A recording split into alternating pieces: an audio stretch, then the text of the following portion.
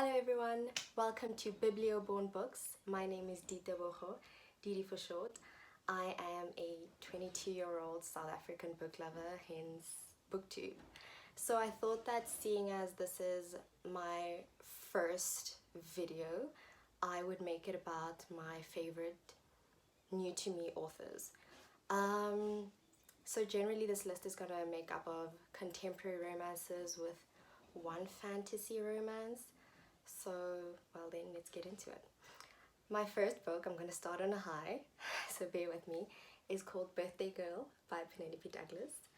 And it follows Jordan, who is a 19-year-old university college student. And we meet her on her birthday, hence the title. So, on her birthday, she is supposed to be picked up by her boyfriend, Cole. But he is a disappointment train that is always on time, so he's not there to pick her up. So she decides that she's going to continue with her plans, go to the movie theater, and while she's there she meets Pike, and they have, you know, like a little time, little tete-a-tete, a little flirtation going on right there, and it's very cute. And he gives her this incredible advice about her life and just moving into adulthood and things like that, her aspirations, her ambitions, and it's very sweet. So they leave the theater, nothing comes of it, obviously because she has a boyfriend. But then, as he is the messy person that he is, Cole, her boyfriend, gets into an altercation that night, forcing them to move out of their apartment and into Pike's house. So you have the boyfriend, the girlfriend, and they're moving into the dad's house. And this is the dad that she had this very intense, very rare, her first time just being with like this wonderful alpha man. So they're living there, and throughout that time they develop a friendship and they become closer, and Pike just sees Jordan for who she is. She's a very wonderful character. She's very mature. She's always really been there for herself, and she's had to rely on herself a lot. And you kind of have Pike who sees her and who becomes her support and things like that. So it's very, very sweet. It's very, very cute and nice. There's no cheating in the book, so they don't consummate anything. There's steam, but in terms of Pike and Jordan, nothing happens while she's obviously in a relationship with Cole. So that was my first one, Birthday Girl by Penelope Douglas. The next one is It Ends With Us by Colleen Hoover. My iPad was having a bit of a moment there. And it is about Lily Bloom, very cute. She's a florist, Lily Bloom. And she meets Ryle Kincaid, who is a neurosurgeon, and he's very, very successful. And he's also just making gains in his career. And this book, it is an extremely powerful book because it made me rethink something that I thought I had been fixed about. It made me really go through the emotions of the character. I think sometimes you're like, I can empathize, I can be in the story, but I was fully and in each character, no matter how much they seem like the villain or they seem like, you know, the antagonist, and they are doing bad things, you're still in the emotions of that book. And I guess it's somewhat a difficult read. Definitely it made me cry, but it's extremely worthwhile. I know I'm not giving you a lot of details, but I feel that if I do, it's going to be a major spoiler. But you see what people will do to kind of be and stay in a relationship, and the sacrifices that they will make until eventually, you know, they have to make a decision as to whether or not they're going to stay in it or not, and how difficult it is to remove yourself from that cycle of being in a possibly bad or toxic relationship. So yeah. And it has this very, very beautiful dual timeline where you see her as an adult with Ryle, and then in her youth when she was about like 16, 17 with another character. I won't tell you his name, but he also makes an appearance then in the present. and the way it's written, going back to the past, it's very, really cute. It's like she writes in her diary, and she writes to Ellen DeGeneres, so I'll tell you that, and it's very, very good.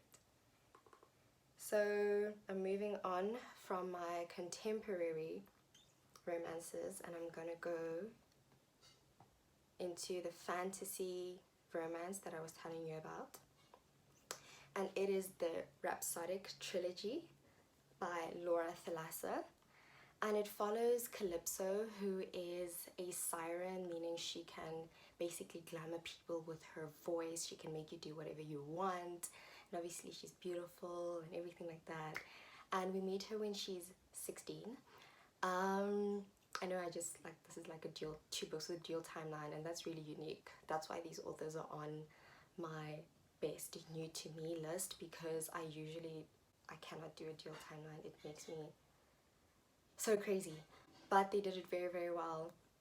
You get to see, obviously the difference between the authors then and now, and you get their backstory in a very unique way. So Calypso, we meet her when she has committed a crime, and she now needs to make it go away because she doesn't trust that the authorities will be impartial, and she's young, she's frightened, so she calls the bargainer. And she wants the bargainer to just, get rid of the problem, make it go away, so that she doesn't end up in prison and just that. So he arrives, and the thing is, he doesn't take money.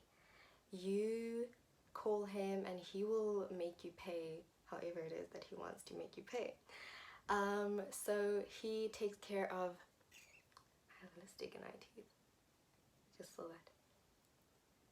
So he takes care of the problem for her, and now she's in his debt. So years later, he comes to collect, and over the years, because it's a dual timeline, you see them, she keeps like being in his debt again over and over, and she has like several beads, like over 200 beads, meaning she has 200 favors to pay back. And you again see them when she's 16 and she's at boarding school, and then now in LA, where he comes and he's like, time to pay up, little girl, in a very unique way. So there's that. So it starts off with, let's see, Rhapsodic, then it's a Strange Hymn, and then Dark Harmony. So I'm currently on the third one, Dark Harmony. And yeah, I'm very excited to finish it. And my last book, we're going back to contemporaries now, is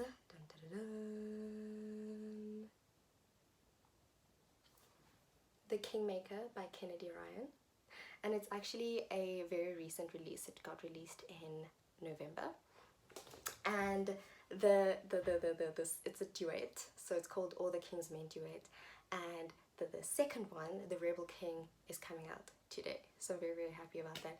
I just finished it about like 3 days ago, I think, so I'm glad, because the cliffhanger did some very horrible things to me.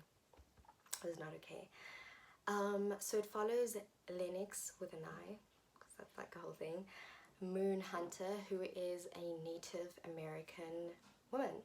We see her first when she is 17, and she is an activist, and we see her from the point of the hero now, and you see the way he describes her in that moment where she is standing up for her land, so there's not like an oil pipeline being